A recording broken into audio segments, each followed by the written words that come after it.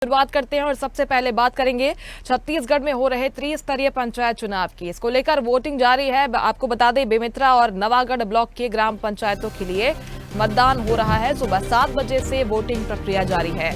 आपको बता दें कि दोपहर 3 बजे तक वोटिंग प्रक्रिया चलने वाली है। वोटिंग का समय खत्म होने के बाद उसी समय मतगणना होगी। मतगणना के बाद परिणाम भी आज ही घोषित कर दिए जाएंगे।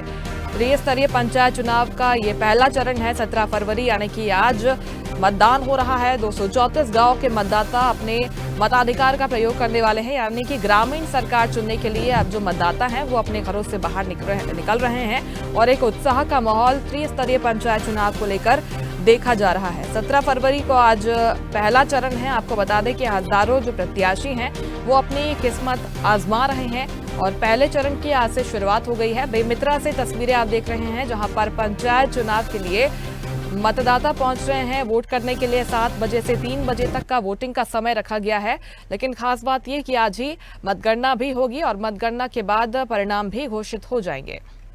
और चलिए इस खबर पर ज्यादा जानकारी लेंगे। बेमेतरा से हमारे सहयोगी संजू जैन लाइव जुड़ गए हैं। संजू, नगर निगम चुनाव के बाद अब त्रिस्तरीय पंचायत चुनाव हो रहे हैं छत्तीसगढ़ में, यानी कि ग्रामीण सरकार चुनने के लिए मतदाता अपने घरों से बाहर निकल रहे हैं। क्या माहौल आप आज के दिन में देख पा रहे हैं? जी, बेमेतरा जिले में 2 चरण में चुनाव आज हो रहा है, जिसमें बेमेतरा और नवागढ़ जनपद के अंतर्गत आने वाले आज जो ग्राम पंचायतों में आज सरकार के लिए आज चुनाव हो रहा है। अभी जो नीनवा ग्राम पंचायत में आज जो अभी हम खड़े हुए हैं और वहाँ भी जो मतदाता सबसे ज्यादा जो महिलाएं मतदाता हैं उसमें उत्साह देखा जा रहा है। और जो बेमेतरा और नवागढ़ में पहला चरण में लगभग 3,08,620 जो मतदाता है वो अपने मताधिकार का प्रयोग करेंगे। बिल्कुल, आप बता रहे हैं कि महिलाओं में यहाँ पर खासा उत्साह देखा जा रहा है। देखिए, आज जो पंचायत चुनाव हो रहे हैं वो बेहद खास इसलिए हो जाते हैं क्योंकि पहले तो वोटिंग होगी और आज ही परिणामों की भी घोषणा हो जाएगी। कब तक हम उम्मीद कर सकते हैं कि मतगणना शुरू हो जाएगी और उसके बाद परिणाम घोषित होंगे? कि जो सुबह 7 बजे से जो मतदान शुरू हुआ है वह 3 बजे तक चलेगा। जो 3 बजे के बाद जो ग्राउंड में पहुंच जाएंगे, 3 बजे के बाद गेट लग जाएगा। जो मतदाता जो परिसर में पहुंच जाएंगे, चाहे वो 4 या 5 बजे तक होगा। लगभग 6 बजे के बाद जो मतगणना है वह शुरू हो जाएगा। और कुछ जो गाँव में है जो मतदाता जैसे कम है, 8 या 9 बजे तक परिणाम आना शुरू हो जाएगा। बिल्कुल, यहाँ के मुद्दों को लेकर बताइए संजू, कौन से मुद्दे हैं जो ग्रामीण स्तर पर यहाँ पर जोर शोर से आगे रहे हैं और कौन से मुद्दे प्रमुख हो सकते हैं, प्रमुख स्थान रख सकते हैं? क्या बदलाव की बयार यहाँ पर दिखाई दे रही है? क्या मूड में है यहाँ की जनता? जनता के मूड में तो ऐसे बदलाव का तो लग रहा है, क्योंकि जो मुद्दा मेन है अभी जो ग्रामीण क्षेत्र में सबसे ज्यादा प्रधानमंत्री आवास योजना का है। तो सरकार जब आई थी 1 साल में 18 लाख के जो बात कर रहे थे, लेकिन जिस हिसाब से जो सरकार 18 लाख जो घोषणा हुआ था मोदी सरकार में कि मोदी की गारंटी में 18 लाख परिवार को देंगे, लेकिन जो हकीकत है वह जो ग्राउंड में जब देखा जाता है तो वो ऐसा नहीं होता। और जो सबसे ज्यादा जो प्रधानमंत्री आवास है और साथ ही साथ जो पेंशन है, मूलभूत सुविधाएं, रोड नाली है, बिजली है, यह मेन मुद्दा है ग्रामीण में। बिल्कुल, यही जो समस्याएं हैं वो मुख्य स्थान रखती है। अगर त्रिस्तरीय पंचायत चुनाव की हम बात करें, लौटूंगी मैं आपके पास संजू। अविनाश चंद्र हमारे साथ एमसीबी से जुड़ गए हैं। अविनाश, बताइए जरा पंचायत चुनाव को लेकर क्या माहौल आज नजर आ रहा है, क्योंकि नगरीय निकाय चुनाव में बढ़ चढ़ कर मतदाताओं ने हिस्सा लिया। आज की क्या कुछ तस्वीरें हैं वहां पर?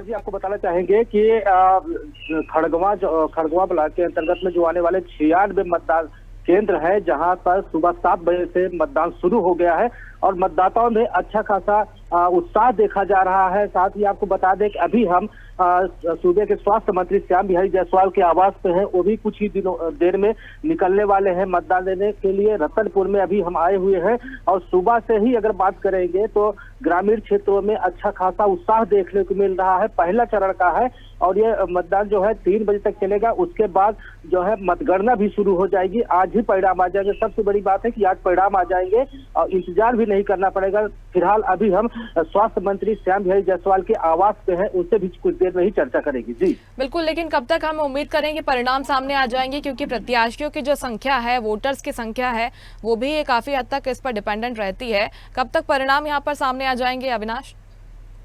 जो अधिकारियों से बात करने पे यही बताया है कि 6 बजे के बाद परिणाम कभी भी आ सकते हैं, क्योंकि काफी जो अधिकारी है वो अपने काम में लगनशीलता से लगे हुए हैं। जहां एक तरफ मतदाताओं में उत्साह भी देखा जा रहा है, वहीं दूसरी ओर अधिकारी भी अपने पूरे नैतिक जिम्मेदारियों का निर्वहन कर रहे हैं। अधिकारी भी ये बता रहे हैं कि 6 बजे के बाद कभी भी परिणाम आ सकते हैं। जी मुस्कान। बिल्कुल, लेकिन नगर निगम चुनाव हुए अभी हमने देखा इसमें कई तरह के जो मुद्दे हैं वो सामने आए हैं। जाहिर तौर पर इसमें जो पार्टियां होती हैं वो भी काफी महत्वपूर्ण स्थान रखती है, लेकिन जो पंचायत चुनाव होते हैं वो बेहद अलग किस्म के चुनाव होते हैं। इसमें जो स्थानीय मुद्दे हैं, जो सड़क की समस्या हो गई, चाहे बिजली की समस्या हो गई, जो मूलभूत समस्याएं हैं सुविधाओं की, वो लोग जब झेलते हैं तो इसमें लोगों का मूड जो है वो जल्दी से तेजी से बदलता है। इस बार वहां पर क्या कुछ मुद्दे हावी रहे हैं और क्या कुछ आपने देखा है इस पूरे चुनाव कैंपेन के दौरान? जी मुस्कान जी, इसमें सबसे बड़ी है ग्राम पंचायतों की यदि बात की जाए तो वहाँ पे मेन मुद्दे रहते हैं पेयजल का, सड़क का, और जो नल है और जो निर्माण संबंधित रहते हैं, पुल पुलिया हो गए हैं, इन्हीं को लेकर रहता है। कई ग्राम क्षेत्रों में ऐसे हैं कि जहां आदिवासी बहुल क्षेत्र है, राष्ट्रपति के दत्तक पुत्र कहे जाने वाले पंडो जनजाति के लोग हैं, जहां स्वास्थ्य सुविधाएं नहीं पहुंच पाई है। ऐसे तमाम मुद्दे हैं जिसको लेकर इस बार का चुनाव काफी अहमियत रखेगा। साथ ही आपको बता दें कि जहां केंद्र में भाजपा सरकार है, राज्य में भाजपा सरकार है, वहीं पर अगर एमसीबी जिले की बात की जाए तो स्वास्थ्य मंत्री का ये गृह क्षेत्र होने के साथ में ये चुनाव भी काफी महत्वपूर्ण है, क्योंकि लोगों की उम्मीदें भी रहती है कि स्वास्थ्य सेवा है, पेयजल है या शिक्षा है या फिर सड़क है, नाली है, जो मूलभूत सुविधाएं रहती है उन तक मुहैया हो सके। इसको लेकर इस बार का चुनाव जो है काफी अहम रख रहा है। जी मुस्कान। बिल्कुल, इसी वजह से ये चुनाव काफी महत्वपूर्ण हो जाते हैं और आज ही हम देखेंगे कि यहाँ के परिणाम भी सामने आ जाएंगे। आप बने रहिएगा अविनाश, में लौटूंगी आपके पास। रायपुर से हमारे सहयोगी सुधीर भी हमारे साथ जुड़ गए हैं। सुधीर, बताइए, जो राजधानी के आसपास के जो ग्रामीण इलाके हैं वहाँ के जो मतदाता है, जनता है, वो भी अब वोट करने के लिए पहुंच रहे हैं। उत्साह का माहौल दिखाई दे रहा है, क्योंकि नगर निगम चुनाव में हमने देखा था कि वोटिंग परसेंटेज कुछ कम रह गया था, कमी थी इसमें। जिस प्रकार से बीते दिनों नगरीय निकाय चुनाव के परिणाम आया और उससे पहले जब मतदान हुआ तो मतदान प्रतिशत जब सामने आया तो वो भी कहीं ना कहीं अपने आप में रुका देने वाला था, क्योंकि जिस प्रकार से प्रदेश की राजधानी है और राजधानी रायपुर में जो मतदान प्रतिशत सामने आया वो काफी कम था। और जिसको देखते हुए निर्वाचन आयोग ने जब पंचायत चुनाव होने वाले थे उससे पहले जो जागरूकता अभियान था वो कहीं ना कहीं ट्वीट कर दिया था, जिसके बाद एक बार फिर से जब प्रदेश के जो मतदाता है वो एक बार फिर से मतदान करने के लिए मतदान केंद्र में पहुंच गए। और खास बात यह है कि इस बार जो मतदान होने वाले हैं वो ईवीएम से नहीं बल्कि बैलेट पेपर से होने वाले, क्योंकि जिस प्रकार से ईवीएम को लेकर लगातार जो बयानबाजियां चल रही थी, जिसको लेकर के जो नगरीय निकाय चुनाव थे उनमें ईवीएम से मतदान किए कराए जाएंगे। साथ ही पंचायत चुनाव में बैलेट पेपर से चुनाव कराए जाने की बात डिप्टी सीएम अरुण साव ने करी थी, परंतु जिस प्रकार से लगातार जो मतदाता है मतदान केंद्र में पहुंच रहे हैं और कहीं ना कहीं मताधिकार का उपयोग महसूस करते हुए नजर आ रहे हैं।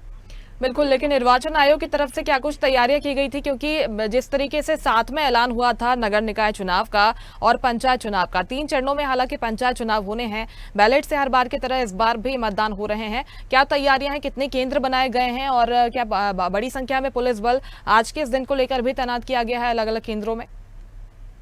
जी बिल्कुल, जिस प्रकार से लगातार सुरक्षा व्यवस्था की बात करें तो राज्य निर्वाचन आयोग ने तमाम जो मतदान केंद्र बनाया गया वहाँ पुख्ता इंतजाम किए गए हैं। और साथ ही साथ जिस प्रकार से ग्रामीण इलाके हैं तो ग्रामीण इलाके में किसी प्रकार की भगदड़ वगैरह ना, क्योंकि अमूमन देखा गया है कि जब चुनाव वगैरह होते तो ग्रामीण क्षेत्र में कहना की जो भगदड़ है वो ज्यादा देखने को मिलती है। साथ ही अगर बात करें तो लगभग प्रदेश के कुछ 57,99,660 मतदाता है जो आज अपने मताधिकार का उपयोग करेंगे। साथ ही साथ बता देना चाहूँ की 33 जिलों के 53 ब्लॉकों में आज मतदान होने वाले हैं, तो वहाँ से काफी बड़ा जो मतदान प्रक्रिया होने वाली है। साथ ही जिस प्रकार से प्रदेश जो मतदाता है, ग्रामीण मतदाता है, वो लगातार मतदान केंद्र में पहुंच रहे हैं और साथ ही साथ तमाम जो प्रक्रियाएं हैं निर्वाचन आयोग द्वारा लगातार क्रियान्वित की जा रही है। साथ ही ग्रामीण इलाकों में रहने वाले जो लोग हैं उनको मतदान केंद्रों पर पहुंचाने के लिए भी लगातार जो प्रयास है वो लगातार किए जा रहे हैं, क्योंकि अमूमन देखा गया है कि जो ग्रामीण क्षेत्रों में लोग होते हैं वो कहीं ना कहीं मतदान केंद्रों पर कम संख्या में पहुंचते हैं, परंतु जिस प्रकार से लगातार जागरूकता अभियान चलाया गया है, साथ ही साथ मतदाताओं को जागरूक करने के लिए तमाम जो प्रक्रिया है वो लगातार चलाई जा रही थी। क्योंकि जिस प्रकार से जब पंचायत चुनाव की बात करते हैं तो बैलेट पेपर से चुनाव होते हैं, परंतु इससे पहले जब ईवीएम की बात करते हैं कि ईवीएम को लेकर के मतदान कराए जाएंगे, ईवीएम से मतदान पंचायत के होने वाले, परंतु जिस प्रकार से धीरे धीरे अपडेट आया कि ईवीएम की जगह बैलेट पेपर से मतदान होना, तो कहीं ना कहीं उसको लेकर भी लगातार जो अभियान था वो चलाया जाता निर्वाचन आयोग ने। तो मान सकते हैं कि जागरूकता अभियान एक को चलाया तो वहीं मतदान के लिए पुख्ता इंतजाम भी निर्वाचन आयोग ने अपनी ओर से पूरे किए हैं।